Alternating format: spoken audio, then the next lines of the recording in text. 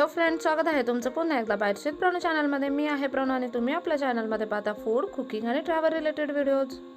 आज आपण पुण्यातल्या धायरी गावामध्ये असलेल्या अतिशय प्रसिद्ध अशा धारेश्वर मंदिरामध्ये आलेलो आहोत। या मंदिराला 2 गेट आहेत। तुम्ही आता जो पाहिला तो पहिला गेट आहे, मेन गेट।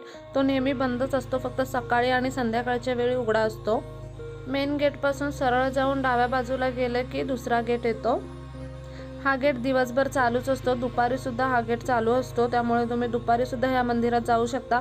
पण सगळ्यात छान वातावरण इथलं अनुभवायचं असेल तर तुम्ही सकाळी पहाटेच्या वेळी किंवा संध्याकाळी या मंदिरात या।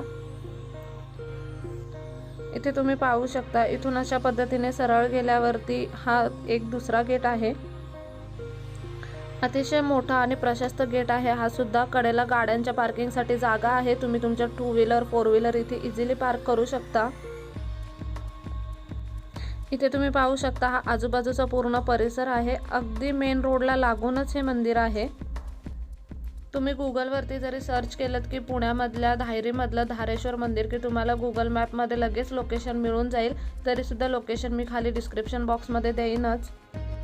मंदिरामध्ये प्रवेश करायच्या आधी जर तुम्ही मंदिराच्या महाद्वाराच्या आजूबाजूला पाहिलं तर तुम्हाला वड, औदुंबर, पिंपळाची अगदी मोठी मोठी अशी झाडं पाहायला भेटतील। मंदिराच्या आजूबाजूचा संपूर्ण परिसर ह्या अशा मोठ्या झाडांनी वेढलेला आहे। मंदिरामध्ये जाण्यासाठी ह्या पायऱ्या आहेत, पायऱ्या चढून आपल्याला मंदिरामध्ये जावं लागतं। सगळ्यात महत्त्वाचं म्हणजे ह्या मंदिरामध्ये तुम्हाला फोटोशूट किंवा व्हिडिओ शूट करायचा असेल तर इथे परवानगी घ्यावी लागते। विना परवानगी तुम्ही इथे फोटोशूट किंवा व्हिडिओ शूट करू शकत नाही। तुम्हाला जर कोणत्या सणासाठी इथे शूट करायला यायचं असेल तुमचे फोटोग्राफर्स वगैरे घेऊन, तर ते सुद्धा तुम्ही करू शकता। पण इथून यांची परवानगी घ्या आणि त्यानंतरच करू शकता, कारण इथलं लोकेशन खरंच खूप जास्त सुंदर आहे। धारेश्वर मंदिर हे साधारणतः 4.5 एकर परिसरामध्ये पसरलेलं आहे आणि हे मंदिर 1978 मध्ये बांधण्यात आलेलं होतं। तसे हे मंदिर 350 वर्ष जुनं आहे असं म्हणतात, पण सध्याचं जे मंदिर आहे ते 1978 मध्ये बांधण्यात आलेलं आहे। ह्या मंदिराचा सभामंडप सुद्धा अतिशय मोठा आणि स्वच्छ आहे। मंदिरामध्ये रोज सकाळी 6 वाजता पूजा आणि अभिषेक केला जातो आणि संध्याकाळी 7:30 वाजता पुन्हा एकदा आरती केली जाते। दुपारी 12 ते 4 वाजेपर्यंत मंदिर भाविकांसाठी बंद असतं। मंदिराच्या आतमध्ये त्यांनी नंदी बसवलाय, तो सुद्धा अतिशय सुंदर आणि देखणा आहे। पुण्यातल्या अतिशय सुंदर मंदिरांपैकी हे अतिशय सुंदर असे एक मंदिर आहे असं तुम्ही म्हणू शकता, कारण या मंदिराचा आवारा सुद्धा खरंच खूप जास्त सुंदर आहे।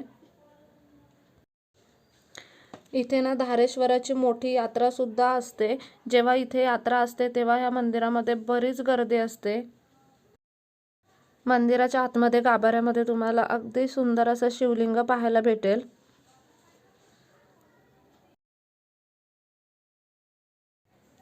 इथे तुम्ही पाहू शकता मंदिराचा आजूबाजूचा आवारा खूप छान आहे आणि सगळ्यात महत्त्वाचं म्हणजे ह्या पायऱ्या, जाताना सुद्धा ह्या पायऱ्या आहेत आणि मंदिरातून खाली उतरताना सुद्धा ह्या पायऱ्या आहेत। दोन्ही बाजूला पायऱ्या आहेत। इथे तुम्ही पाहू शकता, हा आजूबाजूचा परिसर आहे। त्या बाजूने एक पायऱ्या आहेत, आपण त्या बाजूच्या पायऱ्यांनी जाताना गेलो होतो। इथे तुम्ही पाहू शकता ह्यावाल्या, आणि येताना आपण ह्या पायऱ्यांनी आलो होतो खाली। तुम्ही पुण्यात राहून जर अजून या मंदिरात आला नसेल तर नक्की एकदा इथे येऊन जा। चला तर मग पुन्हा भेटू अशाच एका नवीन व्हिडिओमध्ये। तोपर्यंत मस्त खा, भरपूर फिरा आणि आनंदी राहा।